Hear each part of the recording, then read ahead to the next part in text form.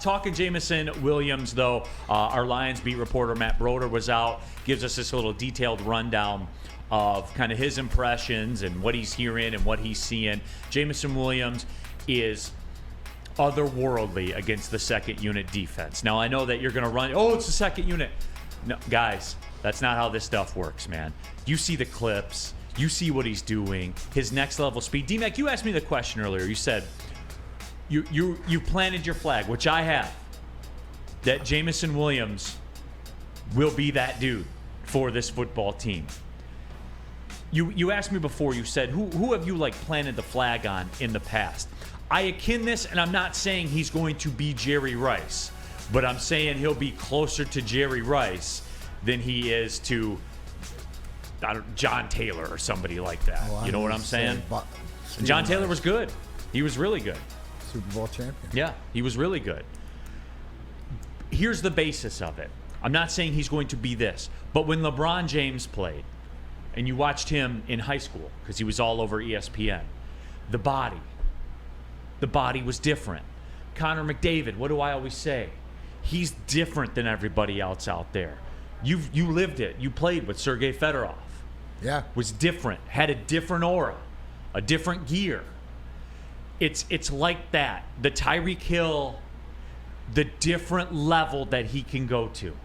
It's, again, guys, I'm telling you, man. It's special. He's special. Stuff that you don't see on the norm. A lot of it, if I'm thinking back, who would I say this? This is Mo Sider for the Wings, right? Just in everything that he's going to provide in every aspect. Now, differently, more physical, obviously, if you're going to compare him to a football player, he'd be more on the offensive line or defensive line, stuff like this. But it's that it factor, Neal. The bottom line, do you see it?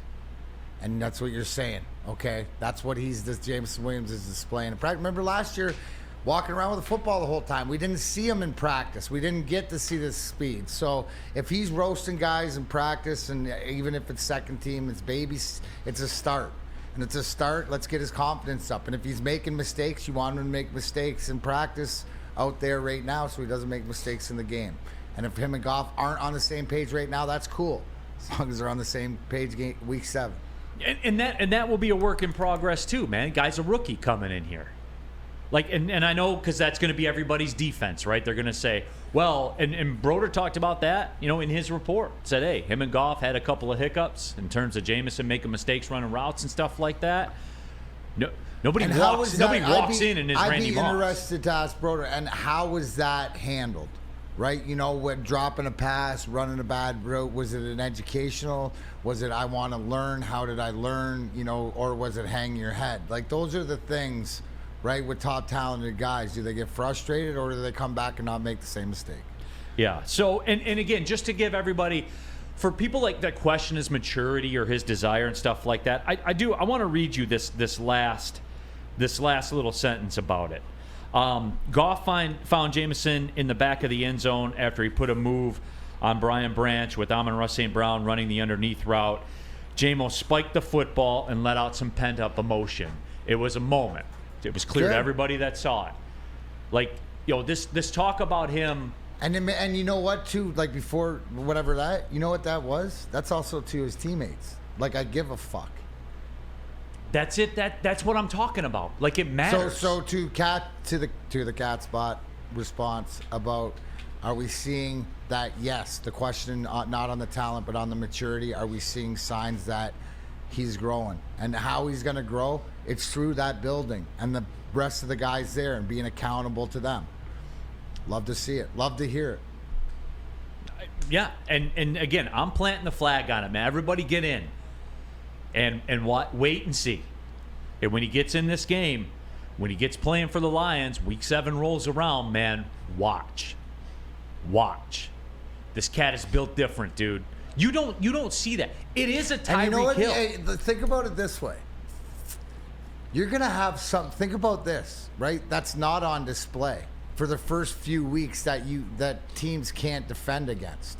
Right, you're going to be able to throw him out week 7, and how are you going to defend it because you have no tape, right? So if you're smart, and I believe Dan Campbell and his coaches are smart, those first week 7, 8, 9, you could really use them even more of an asset to that speed. Is there does anybody else on this roster have what Jameson Williams has in his bag? Speed, depth, whatever, right? So it's am a I out gift. of line to say that if they play their cards right, they're bringing out a whole new scheme, concepts on the playbook, and that teams can't defend because they haven't seen it yet? Now, there's one thing to know what's coming and not be able to defend it, but also too when you don't know because you have nothing to go on.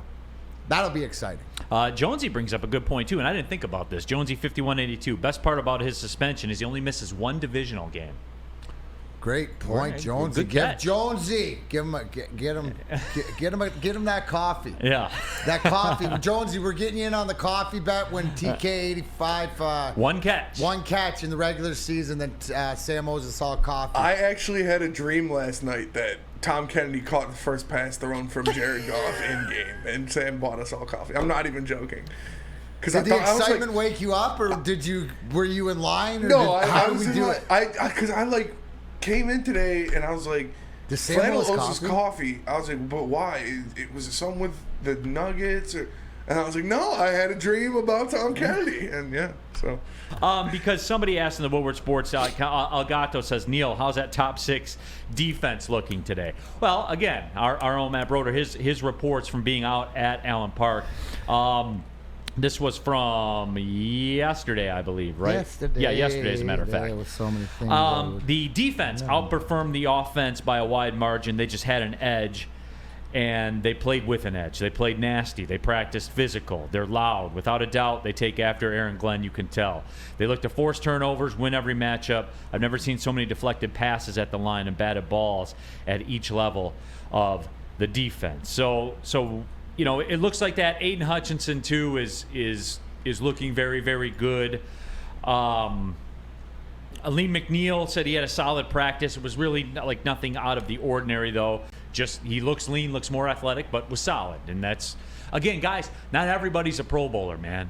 And not everybody needs to be a Pro Bowler for you to win. Like, you're not going to have 15 Pro Bowlers out there on the field. You need good players. You need good football players. So, that's really what it is. I'll cut off everybody before they ask. Jack Campbell, his most underwhelming practice that I witnessed. He's still a ball hawk, takes reps at both the mic and the will, so there is a little bit of versatility to his game. Dropped a few balls as the linebackers were in defensive coverage drills, but on field against an offense, he was all over his assignment whenever he needed to drop into coverage.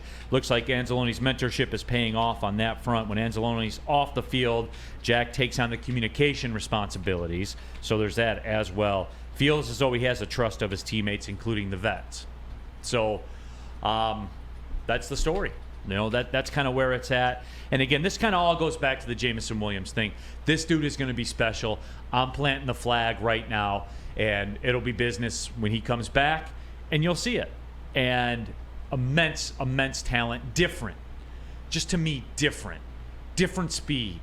And that's what it takes in this league. You got to have something that's different about you.